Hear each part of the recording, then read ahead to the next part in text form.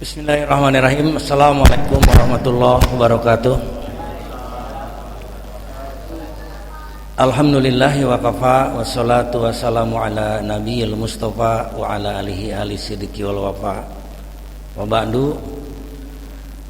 Hadirin jamaah kaum muslimin muslimat shaimin shaimat, mari kita sampaikan rasa syukur kita yang sangat mendalam pada Allah Azza wa Jalla yang telah mengantarkan kita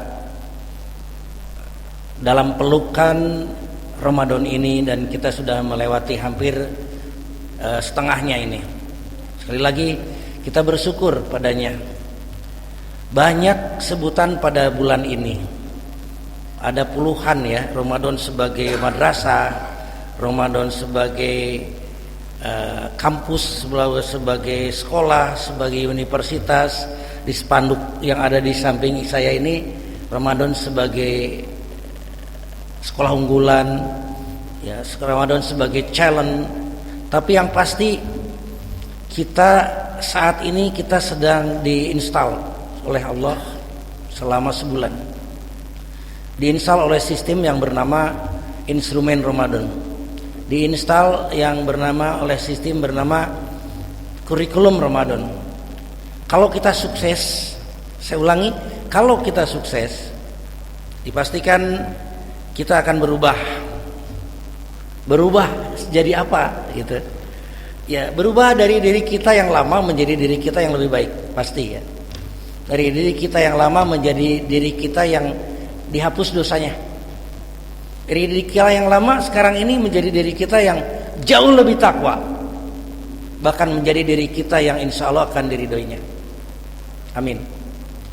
Bapak Ibu sekalian, sebenarnya pada dasarnya semua ibadah yang disyariatkan dalam Islam ini ada pesan, ada goal, ada target, ada visi di balik itu, baik secara implisit maupun implisit.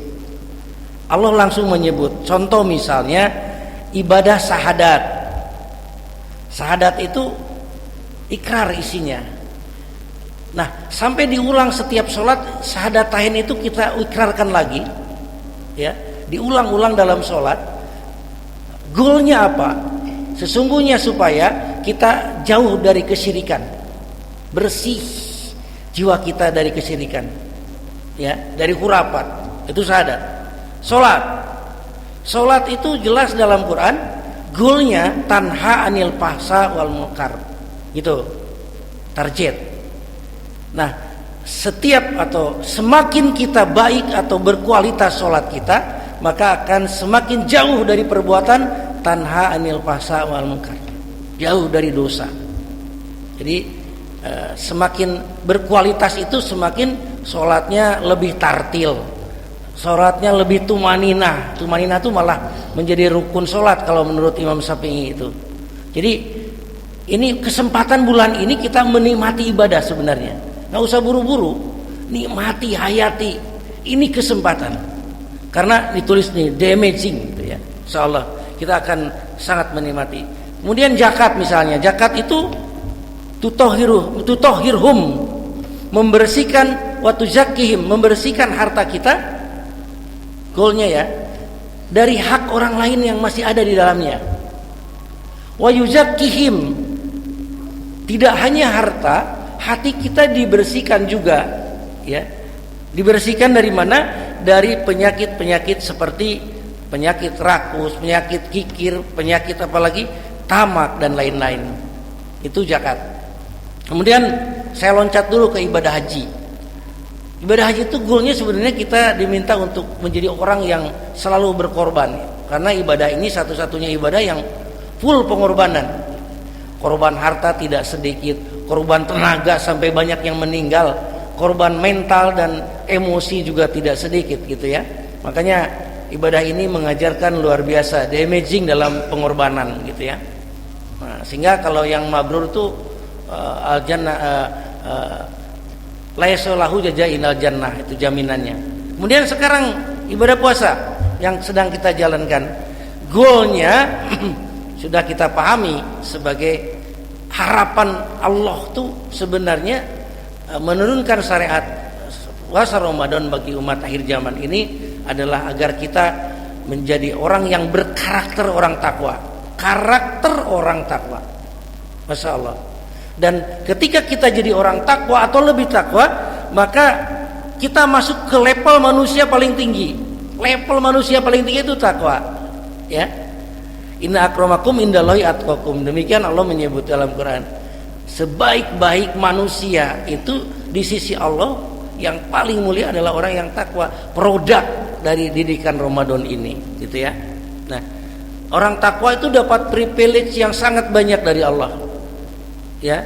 Wa may yattaqillaha yaj'al lahu mahraja, kata Allah di surat At-Tolak tuh numpuk tuh karakter orang takwa tuh. Jaminan dari Allah semuanya. Orang takwa itu dipastikan sebesar apapun problematika hidupnya, sebesar apapun masalah hidupnya, masalah rumah tangganya, masalah ekonominya, masalah pribadinya, Allah jamin yaj'al lahu mahraja. Allah yang akan memberikan jalan keluar. Bahagia orang takwa itu, bahagia banget ya. Tidak hanya itu, wa may yattaqillaha yaj'al lahu min amrih. Selalu dimudahkan semua urusan hidupnya. Itu orang takwa. Allah sekali lagi yang menjamin. Ya. Bahkan orang takwa itu tidak akan pernah takut miskin, Bapak Ibu. Enggak akan. Karena rezekinya udah disiapkan oleh Allah, khusus rezeki orang takwa, bukan dari gajinya, bukan dari bisnisnya, bukan hari sedagangnya, bukan. Wa may yattaqillaha wa yarzuqhu min haitsu la yahtasib. Allah yang menjamin dari tempat yang tidak pernah kita duga. Allah siapkan khusus untuk orang takwa. Jadi betapa banyak privilege yang Allah berikan bagi orang-orang takwa kalau kita sukses di Ramadan ini. Jadi luar biasa. Hasil kalau kita sukses Ramadan itu, di dunia kita jadi orang takwa dengan segudang privilege tadi, di akhirat kita masuk surga. Surganya pun VVIP. Surganya pun VVIP. Ya, berdasarkan hadis yang sangat populer ya, riwayat Imam Ahmad, riwayat Imam Ibnu Majah, ya, Ibnu Hibban, yang dikisahkan tentang mimpinya Tolhah bin Ubaidillah radhiyallahu an. Nah, itu menceritakan betapa orang yang puasa itu surganya sampai melebihi orang-orang yang mati syahid bahkan, ya. Hadisnya sahih, disahihkan oleh Albani. Bapak Ibu sekalian, ya. Lalu seperti apa sebenarnya orang takwa? Ada pertanyaan yang sangat mendasar gini. Orang takwa itu kayak gimana ya? Seperti apa sih orang takwa itu? Gitu ya. Kalau ingin tahu seperti apa orang takwa, lihat orang yang sedang saum Ramadan. Terutama sekarang nih di 10 hari menjelang 10 hari terakhir. Lihat orang yang sedang saum Ramadan itu sedang praktikum takwa. Saya ulangi, orang-orang ini sedang praktikum takwa. Ya.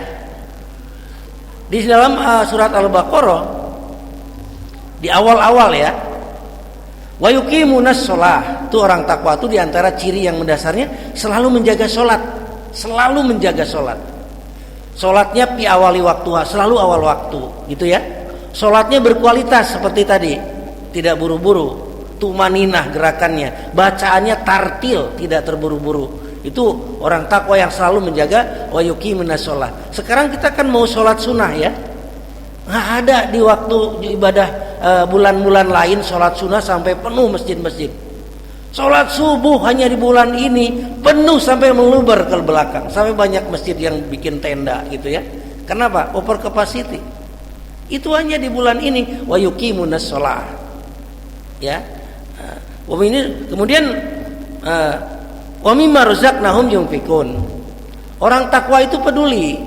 Hanya di bulan ini saya sepanjang perjalanan tadi dari rumah ke sini di beberapa perapatan banyak anak-anak muda yang membagi-bagikan makanan ya.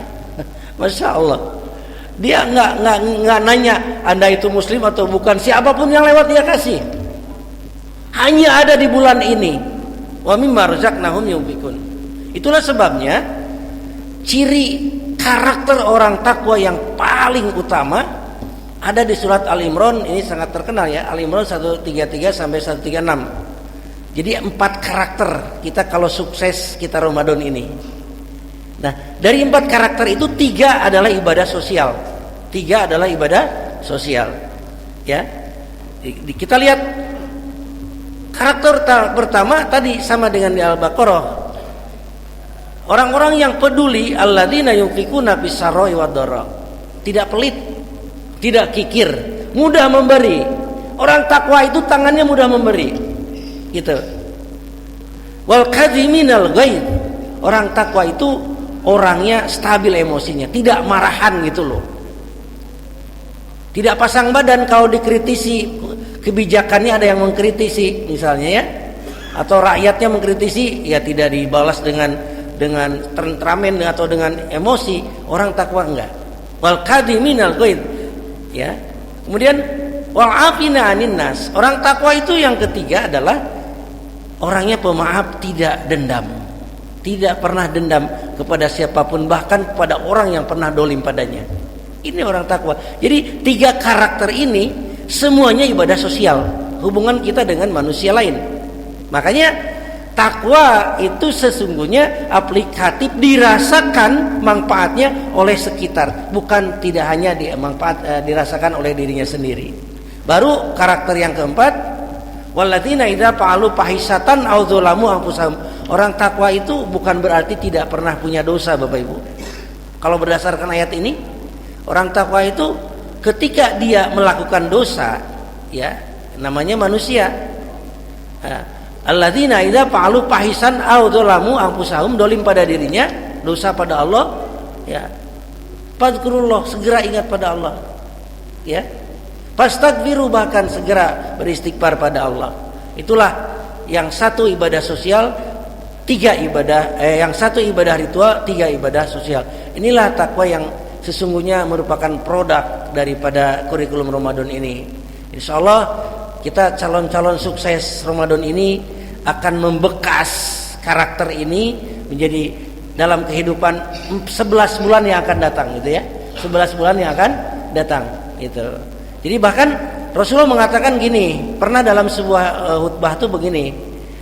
Beliau mengatakan bagaimana kisah kejadian nanti di akhirat, di hari kiamat yang sangat dahsyat, ya. Beliau menceritakan juga tentang bagaimana dahsyatnya api neraka. Begitu sedang khutbah begitu, maka hampir semua jamaah, hampir semua sahabat itu nangis. Ngeri, mengerikan, ya. Sampai beliau mengatakan, ittaqin nar, ittaqin nar, ittaqin nar. Takutlah kalian pada neraka, jaga api neraka. Lausikina bitamrah, walaupun kalian bersedekah dengan sebiji kurma, ya. Sebiji kurma itu remeh-temeh, ya, sebiji kurma. Betapa dahsyat peduli ini, gitu ya. Ada kisah yang sangat inspiratif, ya, kita sudah paham semua. Seorang pendosa, bahkan seorang pelacur memberikan minum kepada seekor anjing yang sedang kehausan. Ini kan peduli, ya, sifat peduli, ya. Allah berterima kasih pada dia dengan cara apa? Dihapus dosanya semua. Coba bayangkan. Allah berterima kasih padanya dengan cara dihapus dosanya, dimasukkan ke dalam surga. Nah, kita sekarang bukan pendosa, insya Allah, ya, ahli ibadah nih. Ini ahli ibadah nih yang di depan saya ini. Ahli saum, ahli sodako. Kita bukan pendosa. Bayangkan kalau kita memberikan peduli infak atau peduli sosial bukan pada seekor anjing.